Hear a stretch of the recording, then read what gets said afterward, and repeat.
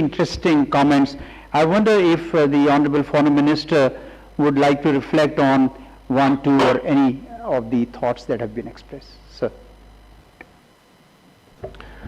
Thank you, Raz. I'd like to begin by thanking you, Mueed, for organizing this dialogue. I think there was a need for it. We've been discussing policy in closed circles and closed rooms. In my view, the time has come that we should have an open debate on where we stand and where we need to go. Pakistan today has nothing to be ashamed of. We are trying to do the right thing. It's a different Pakistan. We have a new approach, and that approach must be shared with the world. I heard Laura Miller, and she rightly pointed out that the Afghan situation is a complex one. It's a difficult one. But the world is finally recognizing that Pakistan is playing the right role. We were being questioned. Our sincerity was being questioned. You know, we were being accused of double speaking. No longer. Today, they know we have our limitations, and the world should recognize that we have limitations, but we have the will, the desire to move on. We have been advocating for years that there is no military solution. If there was one, why couldn't you find one? You had the technology, you had the money, you had the world most sophisticated weaponry used in Afghanistan with no result. Even today, there are many, there's a huge tract that is still controlled by Taliban, but at the same time, Pakistan has been talking to the political committee of Taliban and telling them that they have to wake up and they cannot remain pariahs and they have to be engaged, because Afghanistan in the last 2 decades has changed considerably. So accept that reality. Pakistan's approach today, in my view, is very realistic, honest and realistic. And I think the world ought to recognize that. My second point is, as I said, Pakistan has changed and is changing because when we sit back and we reflect, we've got to accept that we did make mistakes. Unless we acknowledge and realize, how can we bring in the corrective course? That's important. India has changed. India has changed, in my view. Hopefully Pakistan is changing for the better. But in my view, allow me to say that India is not changing for the better. The pendulum has swung to the extreme right. The measures taken by India on the 5th of August 2019 have been rejected by Kashmiris across the board. People who were engaging with them, people who were going in coalition governments with them, are no longer comfortable with the measures of 5th of August. Now that's a reality that the BJP government cannot ignore. There are many voices within India that are uncomfortable because when they see the shift from the secular to the Hindutva, the pendulum moving from a secular India to the Hindutva RSS philosophy, there are many in India who are uncomfortable. Minorities are, not just Muslims, other minorities are uncomfortable. So that's a new reality. Can India live with what they have done on the 5th of August? In my view, they cannot. They have suppressed, they have, the clap is on, but it's simmering. The sentiment hasn't changed. In fact, they have alienated the Kashmiris further. This is unsustainable, and they should realize that. Pakistan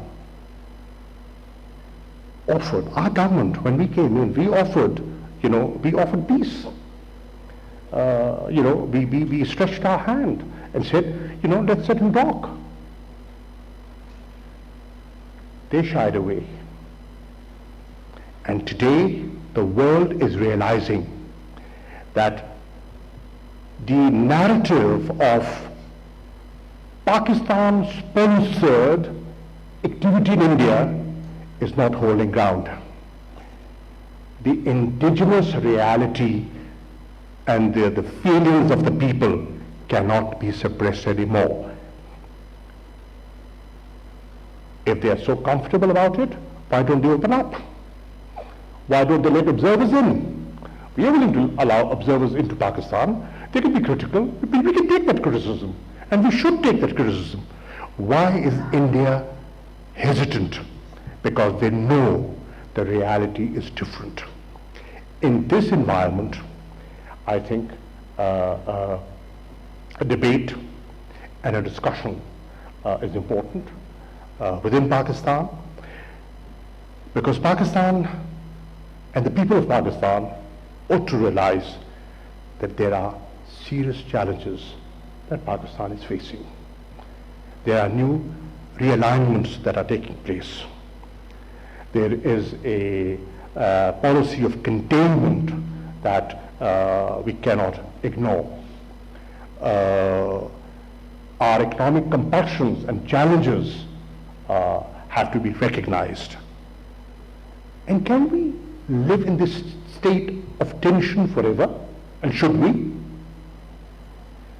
All this has to be accounted for. So as a nation, we have to stand up without compromising on our core interests. We speak up, and speak up with conviction and confidence. And I think this dialogue will set the ball rolling. Mohit, you know that you had my support and the Foreign Office's support behind this, because we are not shy of debate and we are not shy of criticism. We can always learn and correct ourselves. Thank you for inviting me. Thank you, Foreign Minister. Just 10 more minutes we have, and I'd like to take some questions if you allow. We have received some online questions. Some of them actually pertain to the next session. I will not use that. I'll take this one question and then we'll take the questions from the audience. This question is addressed to Dr. Akbar as Ahmed. What should Muslim world do to create a narrative to overcome the growing Islamophobia? Dr. Akbar? Ambassador, I've been involved with this question for decades. And one paradox that I see is what you mentioned, the enormous population of the Muslim world, almost 2 billion, so many nations that are Muslim, and yet their powerlessness. Again and again we've heard of what's happening to the Muslims in India, Muslims in Kashmir, and it is almost unbelievable. I think that's come through in the speeches that we've heard. Lynchings, killings, stabbings. It's a society that seems to be out of control, and unless Indian leaders pull back from the brink, they will have a problem, and in this momentum will involve all of us. So what can we do in the Muslim world? I believe, again, I go back to my 3 points. The Muslim world needs to understand that Pakistan represents something. Pakistan is not simply any old country. Pakistan represents a vision, and that is why I constantly go back to Mr. Jinnah and the Quaid-e-Azam, because without understanding that vision, we lose the base of Pakistan. When Pakistanis are able to project that, I have seen this myself in the Middle East, in Central Asia, where I have talked to Muslims. They have had information about Quaid-e-Azam.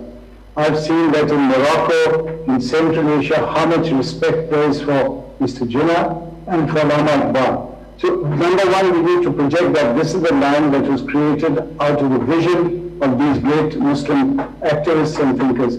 That's not done sufficiently.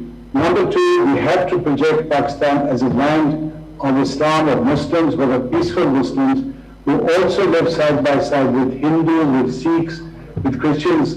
People are all welcome according to Qadir Azam's vision and the vision of Islam. I think this is very important to project because very many Muslim countries are themselves going through this crisis of identity. Are they Arab countries? Are they Muslim countries? Are they Middle East countries? And this will help them resolve their own dilemmas. And finally, I believe Pakistan can play a pivotal role in the relationship between the US and China because it has very close relations with China. There's a very strong brotherly bond. In fact, there's a kind of almost, I would say, historic atavistic bond. As we know, some great Chinese scholars came to this subcontinent, what was Pakistan, to visit Farhang, Huansang, famous names like that. Dr. Hu may recognize them. But also Pakistan has had close links with the US and the West. And I think that's our strength. We should not abandon that. I think we should reinforce that.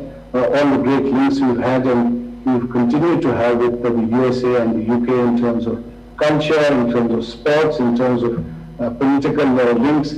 I always remember, and it's well worth for those who haven't seen this, to look up the reception that President Ayub Khan got from President Kennedy at Mount Vernon and listen to the words he said, what he said about Pakistan, what he called Pakistan. He equated the visit of Ayub Khan and people like Ayub Khan to the founding fathers of the United States. And he continued to use the word great with Pakistan. So there was a vision of Pakistan which was acknowledged and accepted. Just think, President of Pakistan arriving in the USA and being received at the base, Andrews base, by the President of the United States and his wife. So there was huge respect. Now today we are in a position, as I pointed out, that the media is not very kind. I don't think as the foreign minister who himself is not only a great statesman but an intellectual. He's pointed out that we need to really recognize our own strengths, but also our own weaknesses so that we strengthen those weaknesses. And one of the weaknesses is the fact that the image remains tarnished and we need to strengthen that. I think you make very important points that to counter Islamophobia, the Muslim societies have to also look inwards, bring out the positives in them, and also build up linkages with the outside world in the issues and in the domains that matter to them. I would like to open the floor and Raza Khan. Special Correspondent, PTV World. Honorable Foreign Minister, first of all, kudos for our eloquent talk. And it seems that we have lost 5 crucial years of our foreign policy because we did not have a full-time foreign minister in the last tenure of the government. My point is this, sir. On one hand, we have our National Security Advisor, Dr. Mueed, whose whole initiative, Islamabad Security Dialogues, basic premise was peace. Whereas we have a National Security Advisor in India, Ajit Doval, who is actually promoting the destruction of Pakistan, whose intelligence agency RAW is not only destabilizing Gilgit-Baltistan, but also sponsoring attacks in erstwhile Fatah and Baluchistan. So this so-called desire for peace suddenly by the DAGMO talk, and Ambassador Jalil also talked about that. Aren't we being too optimistic that this will lead to peace? Perhaps we need to keep our guard up. I would like your opinion on that. And secondly, America has refused Turkey to provide us with gunships, and just because American engines were used. And isn't this going to further put us in the Chinese corner, and the Chinese Z-10 helicopters are the only option left for us? And then West should not blame us for being in the China's camp if it keeps on doing these sort of attempts. That was more of a comment than a question, but many of the things that you've said are realistic. Pakistan has to recognize the new realities. And Pakistan, as I said, should not be shy and should not be sort of inward looking. We have to engage with the world. We cannot disconnect. At the same time, we cannot compromise on principled positions. We have a position, we have historic positions, And there are certain realities, there are certain international commitments that India can ignore, but they can't run away from them. So, we have to see how do we move forward in these new changed circumstances. One thing that I see very positive today is that the civil and the military leadership is connecting very well. They are engaging, they are discussing, they are not imposing their point of view, they are evolving their point of view, keeping the new realities in view. Obviously, Pakistan's interest is supreme, and that comes first. But we have to measure that in the new global context, and we are trying to do that. We are not unaware of the destabilization that has taken place, the state sponsorship of terrorism. On the 14th of November, myself, I had a presser in which I gave irrefutable evidence on what the Indians were doing in Balochistan and in the erstwhile FATA. That is there. At the same time, we also need to understand global expectations of Pakistan and internal challenges of Pakistan. So these are different ends. How do we meander through these realities is what statecraft is all about. I hope we can successfully steer through.